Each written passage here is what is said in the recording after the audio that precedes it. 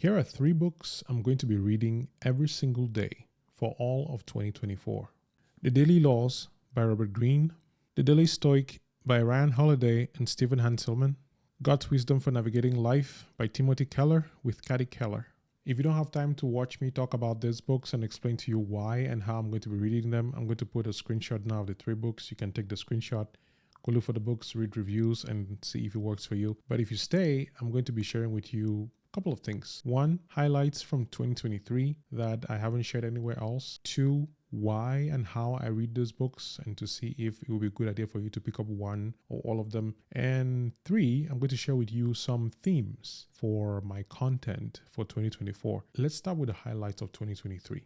3 main highlights, among other things. I had to pick a few things that stood out really to just express why it was important for me to bring up some highlights here. The first one is giving my life to Christ. I was born and raised Catholic, went to boarding school 7 years, and there was some point during which I just stopped going to church. And I wouldn't say I became an unbeliever, but I did not take my Christianity seriously. I didn't take my relationship with Christ seriously. And in 2023, that changed in a way that I could not imagine could ever happen. That happening was a huge deal for me in 2023 and has, since that point, informed nearly every decision that I've made.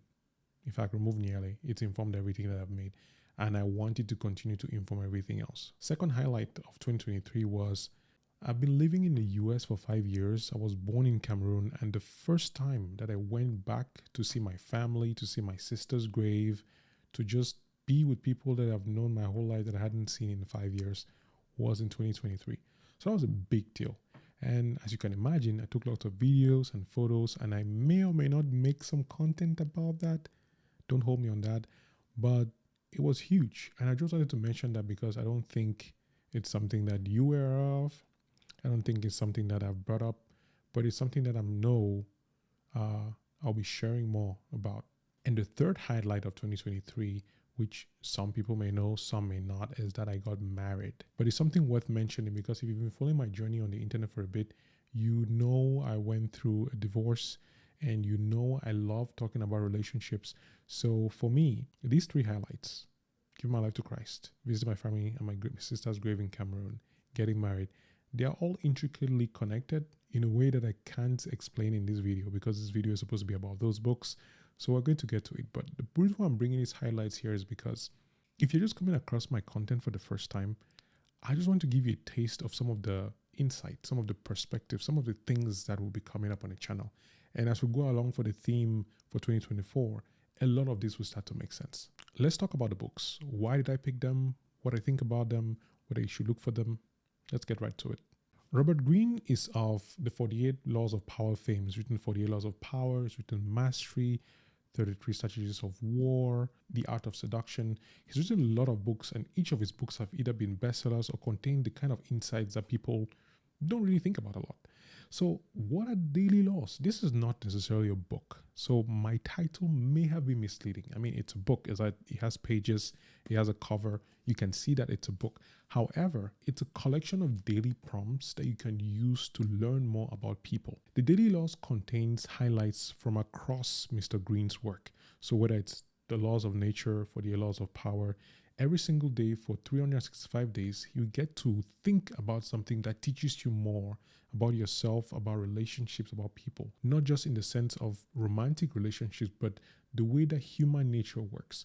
So for me, I think this book is something that can allow you to, on a daily basis, think about yourself and think about your role in your life and in people's lives, and how to look at people with more empathy and more compassion. Many people, when they hear of the 48 Laws of Power, almost instinctively say they don't want power, they don't want to have anything to do with it. But if you've ever had an idea or read the book, you realize that anyone who says that doesn't know what kind of power that they are already applying by saying things like that. So this book gives you a way of starting your day and thinking about the important things, thinking about your relationships with people, not just your romantic relationships, but with your co-workers, with your boss, with your friend, with your family. So the daily laws is a good one for someone who is starting on that journey of realizing that the things you thought were obvious about dealing with people aren't so obvious anymore. The second book that I'll be reading every single day, also similar, and you should not be surprised at this point, The Daily Stoic by Ryan Holiday and Stephen Hanselman. Ryan Holiday has written notable books such as The Obstacle is the Way, Ego is the Enemy, a lot of really cool books that each have actually inspired many people, including me. And this book right now, The Daily Stoic, as the title says, is mostly about prompts that come from prominent Stoic writers and philosophers like Seneca and Marcus Aurelius and people like that. And the idea here is that every single day you will get an insight, like a part of a letter or a part of correspondence between people of the past, philosophers, and get to think about the things that they were thinking about at the time that still apply to life in this day. So the Daily Stoic for me is a way to ground myself. It's a way to think through things without necessarily getting emotional about them. And I think many people confuse Stoicism for lack of emotions or not wanting to participate in daily life, or kind of resigning, like rejecting life and choosing to stay by yourself and focus only on yourself and how you feel, or not even acknowledge your feelings. But as I learn more about Stoicism and understand where it's coming from and what it does, I'm realizing that there is so much more to this, so much more discipline required to actually pursue the things that only you can pursue. And it ties in with my vision that in this life, if you can focus on the things that you can control, you get to do a lot more than trying to control things that are way beyond your control. I may go into this in depth if you want me to, but I just thought it would be a great summary for you to think of why you want to do that. Similarly, its prompts helps you think through the day looking at the Stoic lens. Last but not least, God's Wisdom for Navigating Life by Timothy Keller with Kathy Keller. Timothy Keller passed recently at work. During one of our prayer meetings, someone read through this. One of our senior leadership members read through this. I saw it, I took a screenshot, and I decided to get one. And it's a really cool book. It's also prompts, but what I like about this particular one is that it goes through the book of Proverbs every single day for 366 days. And at the end of each prompt of each day, there is a prayer. There's even an instruction that helps you to think through the prompt and enables you to glean more from each page every single day. So I think it's a great starter for someone who is trying to read more of the Bible and also just understand Proverbs. I personally think that if you're into self-improvement, Proverbs is one of those books of the Bible that is definitely up in your alley. It's a great way to start reading the Bible and really puts you in a position of reflection and thinking and considering the things that are being said and not just taking them at surface level. I would love at some point to really read some of the pages and go through the books and explain to you my thought process in the way that I read through them and think through them. But I want to do that if you want me to. So let me know in the comment section if that's something that you would like to see. And even if you don't comment, I'll probably do it anyway. But I would love to know which of the books, which of the journals, which of the prompts books you would like to see me review or talk about in depth. Let's talk about 2024 and beyond. I have given you key highlights from 2023, and I know I have jumped over a lot of things. This is intentional. One of the things that I've learned as I'm getting older is the importance of discernment and discipline, and also understanding when to sit on things and just let God talk to you through those things. If there's anything that I'm learning as I'm growing older, is the power of the mind, the power that God has given us to be able to see the future, predict it, to have vision and to move towards it, to think of an idea and execute it and actually make reality of the things that we have in our minds. Not just words, but maps and plans and blueprints. The ability for man to think of something and then make it a reality. And so having a plan for the future is something that is very important. We spent most of the end of December planning for the future. And so what I want to share now is really some things that came to my mind about content, about the internet, about this platform and any other platform where you're watching this or reading this for 2024. So I put them in like 3 main buckets because I could not explain everything, but it's an idea to just grasp where things are going and whether you want to come on this journey. So the first thing, obviously, which you may have noticed even before I disappeared for a bit, is that Jesus is going to be all over my content. And I used to be one of those people who would worry or wonder why people keep stalking Jesus every 2 seconds. Jesus did this, the Holy Spirit said that, God this, God that.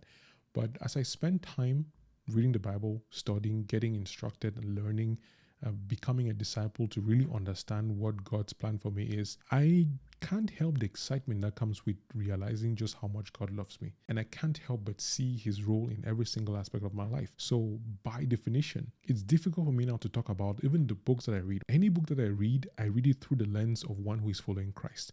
So there are times when I'll read something and I'll have to use my discernment to see what God thinks about this thing. So if I don't agree with it, or even if I agree with it, the way I look at it now is, what would Jesus say about this? It may not come as a surprise that you may have the question, like, why would somebody who says they love Jesus read these kinds of books, or any books for that matter? You should be reading only the Bible. Now, I don't have a good answer to tell you why that is the case or to justify it. What I know is that there's knowledge that has been created, and God can inspire anybody to produce that knowledge. Now, whether this person ascribes to be a Christ lover or not, that's a different story, and that's their business.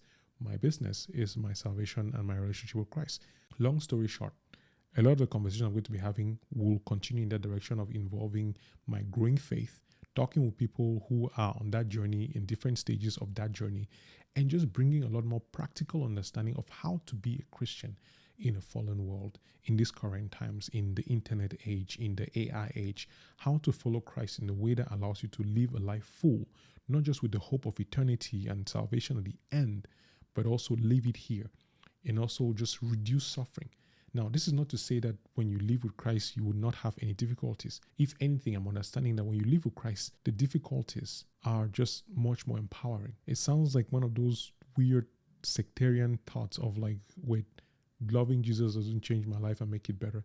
It does, but just not in the way that you think. So that's one thing. We're talking a lot more about Jesus. Number two, we'll be reading a lot more. And I say we, I mean me, and sharing those with you.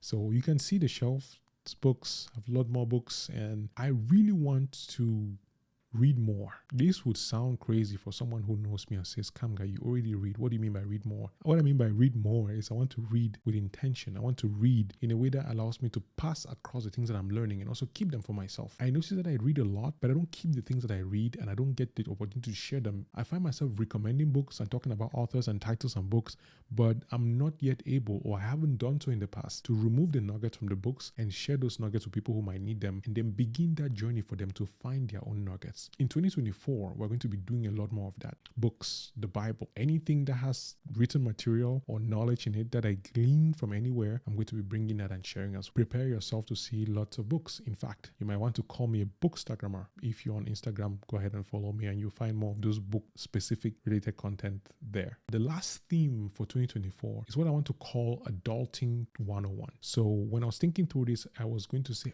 Salesforce and money and immigration and marriage and family, and the word that came to me was really Adulting 101. There's this phrase that I don't like. People say adulting is a scam, and I think I've used it as a title in one of the podcasts where I was saying adulting is not a scam. So the whole Adulting 101 thing, for the theme for the what are we making, is just teaching what I've learned and also bringing other people who have learned more than I have or ahead of me.